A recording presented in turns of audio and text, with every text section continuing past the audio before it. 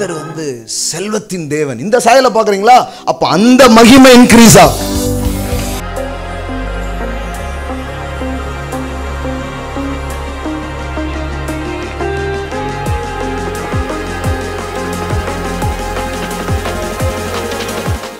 தேவனை குறித்து தேவன் ஐஸ்வர்ய சம்பர்ணர் நான் பார்க்க அந்த அறிவு, அந்த ஞானம் இதெல்லாம் எனக்கு உண்டாக எனக்குள்ளாக அந்த சாயல் என்ன பண்ண ஆரம்பிக்கும்? வர ஆரம்பிக்கும். இப்போ கவனிச்சு பாருங்க, அந்த சாயலாகத்தானே நீங்கள் மகிமையின் மேல் மகிமை அடைந்தது. இப்படி சொல்லட்டுமா? பணக்காரனுக்கு மேல பணக்காரனாவி.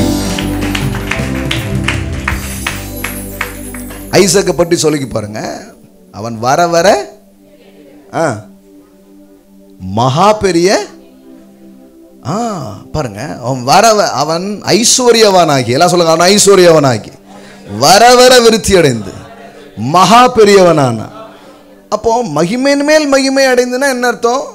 ஃபுல்னஸ். இப்போ மகிமைன்னு உடனே இதையும் வேற எங்கேயோ தூக்கி போடக்கூடாது. இது ஒரு ரிச் வேர்டு. இப்போ நீங்க எந்த சாயலை பார்க்குறீங்க? கர்த்தர் செல்வத்தின் தேவன். இந்த சாயலை பார்க்குறீங்களா? அப்போ அந்த மகிமை இன்க்ரீஸ் ஆகும். The man get richer and richer. எல்லாம் சொல்லுங்க, richer and richer. ஆமென். பணக்காரன் ஆனா, அப்புறம் பணக்காரன் ஆனா, அப்புறம் என்ன ஆனா? முதல்ல அவன் வீட்டில் கொஞ்சம் பெரிய ஆளா தெரிஞ்சான், அப்புறமா அவன் தெருவில் தெரிஞ்சான், அப்புறமா அந்த ஊர்ல தெரிஞ்சான், இப்போ அந்த சிட்டிலே அவன் தெரியுற மாதிரி ஆயிட்டான், அந்த நாட்டிலே அவன் தெரியுவான். இன்னொரு அந்த மகிமை கூடிச்சா உலக பணக்காரனா கூட அவன் உட்காருவான்.